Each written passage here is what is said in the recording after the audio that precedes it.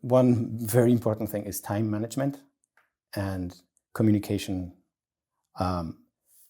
Find a way that you can put across a message where everyone is going to understand it and everyone is going to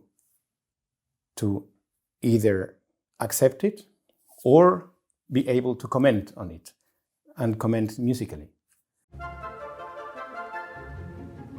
Conducting the Future. Our interview series starts from the question which ecological, political or social responsibilities conductors see included in their work today. In how far has a conductor's engagement changed since Herbert von Karajan's era, and how do conductors of today see the future of their profession? Can the answer to all be found in the music, or is that a naive attempt? From what point in one's career is a conductor in the position or even has the responsibility to influence our society? Conducting the Future.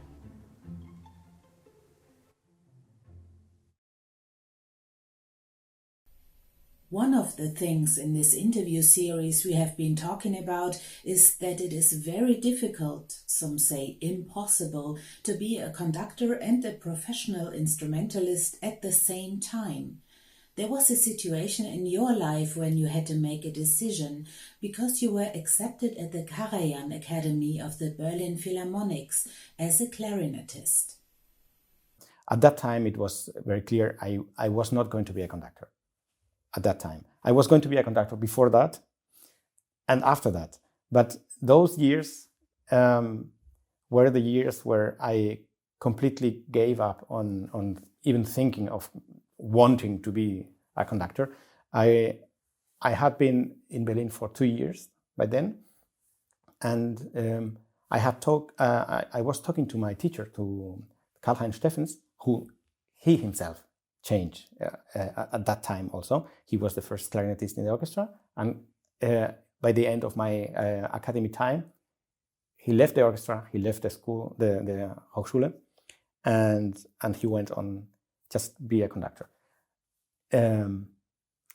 So at that time, and up until then, I had been visiting the conducting lesson class in the Hanns Eisler, and I was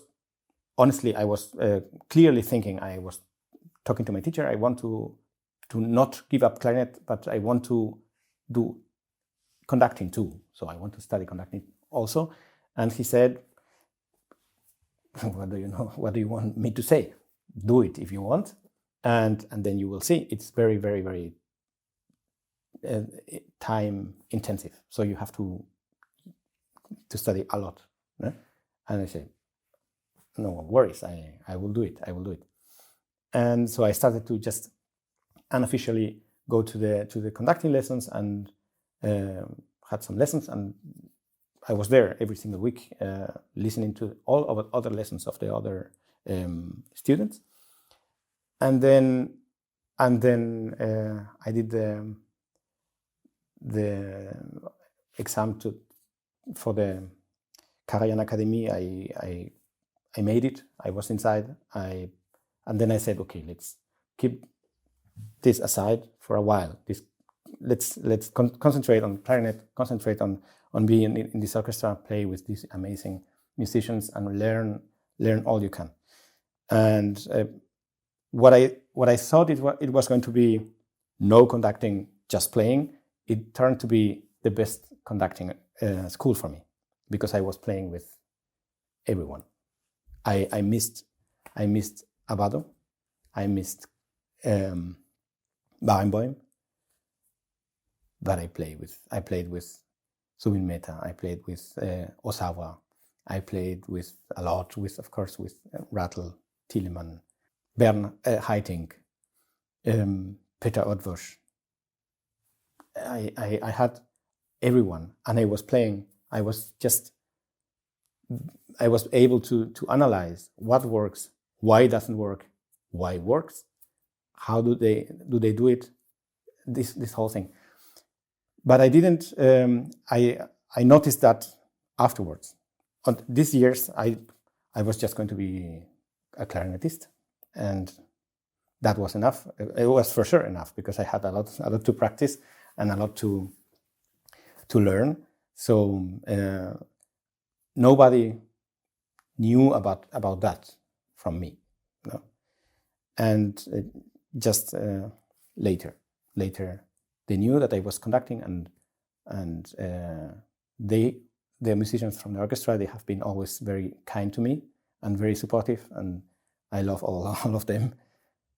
And also when I conducted last year, no, not last year, before COVID, I conducted in January Symphonie Fantastique in the Philharmonie with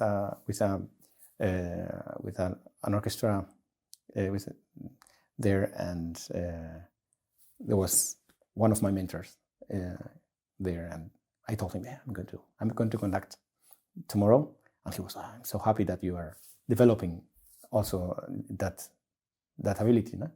So it was very, I love all of them. I like them. It seems you still keep both sides up. The other day I found your new CD as a clarinetist in my mail, but the next I read that you are conducting the Kammerphilharmonie Potsdam. Running on 2 tracks must be very exhausting. Isn't that too much work? No, it's. I think it's just time organization, and for example, now I need, but I want to play more. Up until last Sunday, I was more of a conductor. This particular recording, piano and clarinet, it was something I did with my chamber music partner Matthias Alvorsen. With him, like the way we have to enter into any piece has a lot to do with conducting, has a lot to do with this kind of decisions I have to take. For me to communicate, it's the same kind of decisions we both develop, or these visions we develop, and then we have to communicate it just with the instrument, no? But it's the same way, like musically is the same thing. But I have to give you, like, you're right. Sometimes you have to focus very much on one thing, and sometimes you have to focus very much on other things. But I have to say, conducting nourish the clarinet part, and clarinet is very important for me to develop ideas about sound. And so I know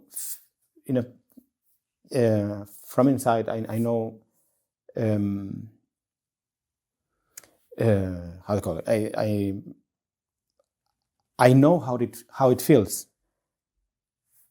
to play legato, and it's not just about what I hear, what I want to hear, what I have to say, this kind of thing. I know how it feels. I know how it feels to put a sound with a lot of tension, and I know what it means to, because I experience it myself with the clarinet. So for me, it's just a part of a compendium. It's not one thing or the other. Time management. When you study a score and develop how you want the piece to become alive, it's probably very hard to say, okay, now I'm ready to meet the orchestra. How can you prepare yourself in the best possible way and still be comfortable in time? The preparation time for a piece, for any piece, is very interesting. I feel like if I was swimming in a lake, and I can look at the birds there, I can look at the little snake running there, not running, but the snakes don't run, I don't think. Well, there I can feel the water, I can feel the things, and I can gather information about how many trees. Is the same in a piece. How many bars? How many bars belong together? Where are the changes? Where are the little changes in a like a big contrast? Well, this is a big contrast. Or this is a big contrast, and it's the same as before, but the contrast is different because before it was forte and now it's piano. These kind of things, and so you gather information. It's like as if you were swimming in a lake, but the lake has to go somewhere. The lake has to, and normally lakes, they have some kind of river, a little river, which takes you somewhere else, no? And the more you approach to the first rehearsal, it's as if you were approaching to this little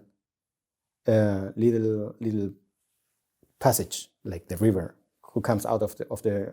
So when you are preparing, it's very comfortable because there's a lot of water. You can go there. But the day of the first rehearsal, you have to know what do you take with you. How are you going to? Because then the time is constrained. The much less water, let's say, and much faster. Everything has to be. You have to be able to say. You don't have 2 weeks. You have 1 hour, or for one movement you have maybe half an hour.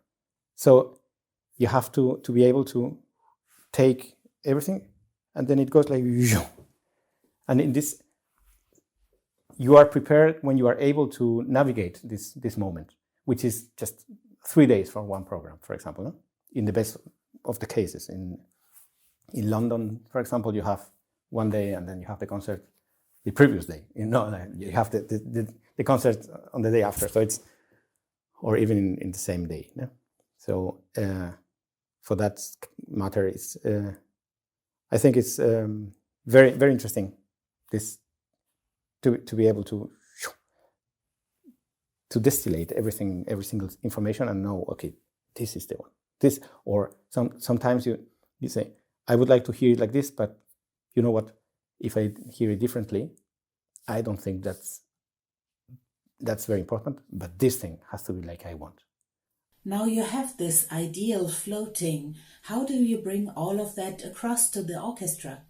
Once you know enough to be able to say, let's play this with all together.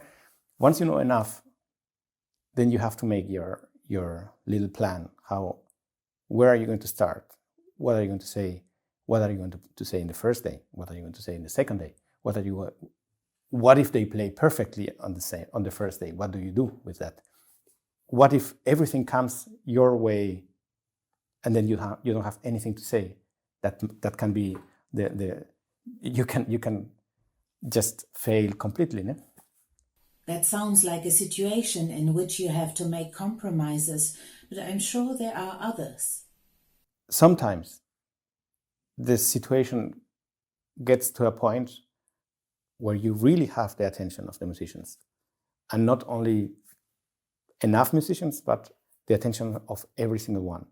And that happens very rarely, but that happens sometimes. That you are in this place with these people, you say something, and then you feel, and you know, the ears are all turned. It sounds like conducting is not exactly a profession to you, but rather a state of mind. But connecting to the musicians as a soloist or as a conductor must be very different. That's one of the characteristics of this profession, actually. There is no place where you can hide. So you are there. Everyone knows what you are thinking. Everyone knows what you are going to say. I mean, everyone, maybe not you, but that's one of the characteristics of group dynamics, that the group is so big there is always a percentage of people there who has seen this pattern I'm using in communicating, for example. They have seen that somewhere else. So and this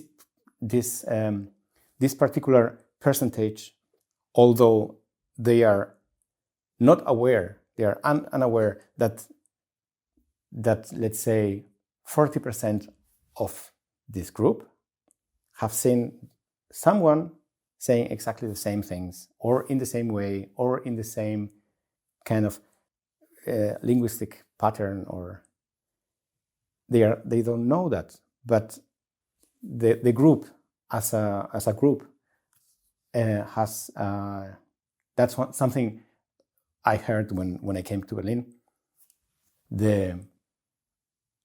How did they put it with Berlin Philharmonic? They would say they have this kind of the soul of the orchestra, or it's been all the time there since the times of Nijinsky. I wanted to say Nikic, and I think that's every single big group has a little bit of that. Is music making becoming a smaller part of all the responsibilities a conductor has to take nowadays? I think my particular point of view is that management and funding, social relationships, your friends circle, how all those things started to not all of a sudden, but relatively suddenly, if we take the whole music history, in maybe one decade, it became one of the main occupations of a conductor, and I think that happened relatively close to the end of the Second World War. So in the moment where the whole recording industry took impulse and they started to produce things, and the concert was or became almost non-important also for pop bands and rock bands, and the sound the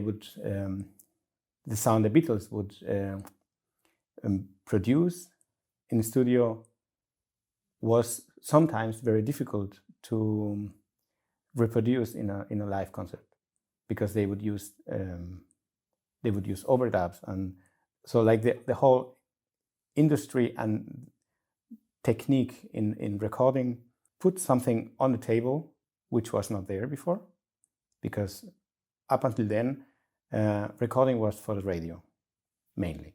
So let's say Toscanini would conduct his orchestra for the radio, and they would do one symphony, or even one movement of a symphony. But then the whole cutting and the whole editing and this whole thing, it was suddenly much easier or possible, kind of, and the whole professional world reorganized around that fact, kind of. Especially during the pandemic, even if you're not in a recording studio, everything feels like a studio situation, you mean? We were talking right now how difficult it is to produce 20 minutes of so you need a whole day, no? to produce 20 minutes of music, and the whole planning before that is not only me preparing my score and then being able to I have to talk to this one. I have to make sure that this thing is in time. That like the team around the production of this movement of this symphony is more diversified. So I don't have to just lead, let's say, 45 people for the first movement of Pastorale by Beethoven. I need to lead, or not even leading, but I have to include myself in a much bigger team of very important people. Like we did just 2 days ago this recording with the Karajan Akademie Potsdam, and we were in Nikolai Saal in Potsdam. Well, I was kind of important, but I was not the most important guy there. It was very, very clear that there were some constraints, like the video crew. The first radio stations developed 100 years ago in the 1920s. I can imagine that there was a fascination in recording something like the perfect sound. But how did the role of a conductor change alongside with that? The profession of a conductor, it's or was all of a sudden more. It was more diversified. No? The things you have to know. What happens socially? Socially, after the Second World War, we were not so far to be able to accept someone, a team worker. A team worker was, at that time, for sure, you can tell me whatever you want, it was not what we would say, this is someone I would love to play for. At that time, people were looking for strong leaders and these kind of things, which I'm afraid it's again the case, and I'm not quite comfortable with this fact. But what let's say, so the industry put their Karajan, they put their this other guy, and they, for me, it made everything like very archetypical. And the more I study scores, the more I study music history, the more I study the history of my profession, I'm able to see clearer what, in this case, for example, Karajan was able to do, and like the things we know, we see, we hear are just this, and he was able to do much more. Is today's music making in an orchestra different? You have highly educated musicians with lots of experience and knowledge about the pieces. Does that lead to more democracy? The way I politically think and the way and my profession, there is a big gap. I think I have to every time work within myself to I have to almost force myself to say, we do it like this and that's the way. But in the other hand, in this time, in this the last years, where I had the possibility to work with big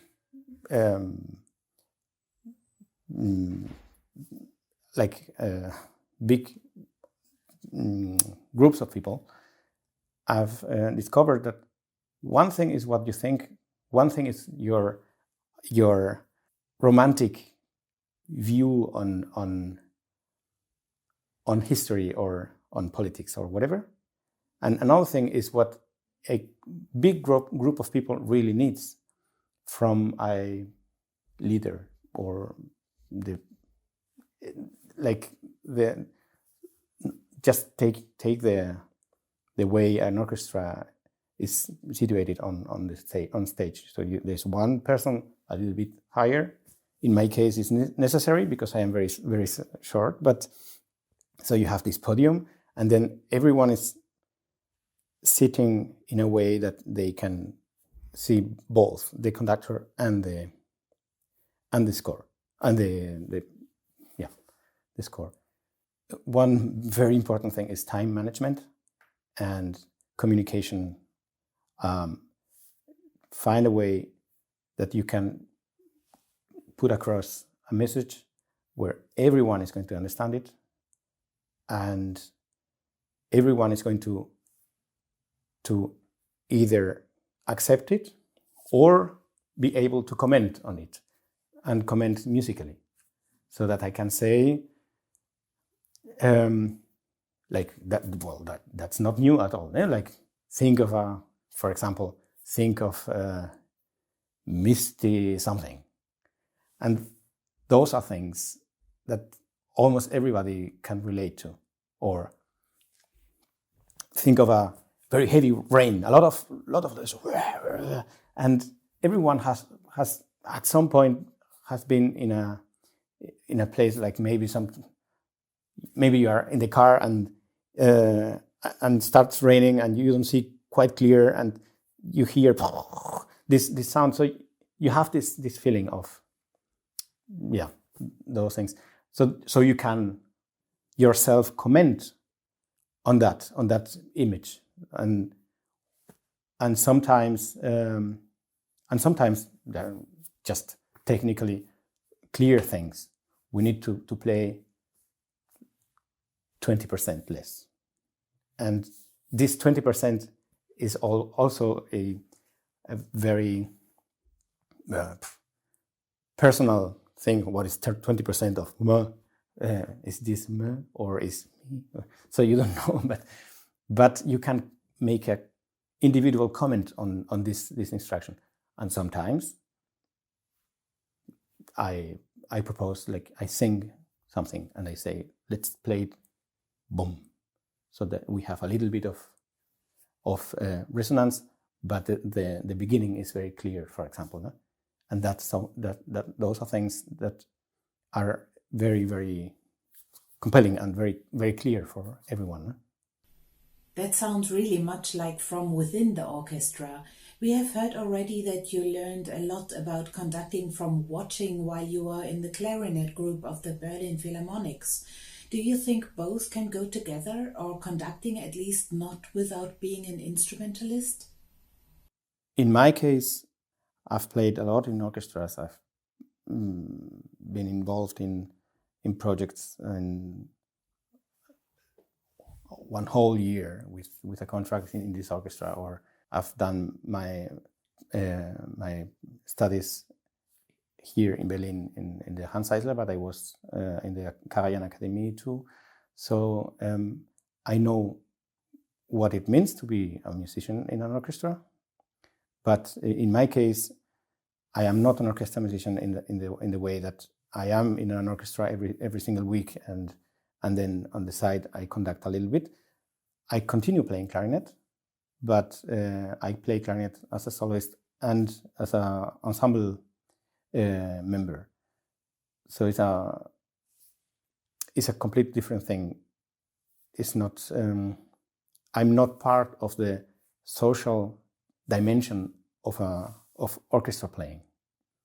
I think we can be very happy that you keep following both tracks. There are many colors that you can produce when you play the clarinet. What colors are you searching in an orchestra? If you know how a prism functions, you get white light and you get colors on the other side, like in this Pink Floyd, this thing. Yeah? So you have one thing coming in and a myriad of different colors coming out. You can understand the thing backwards, and then you would have lots of propositions, different sounds, different ways of articulation, and you have to take out of that and make white light to be able to transmit one thing in which later on you can dive and find all these colors.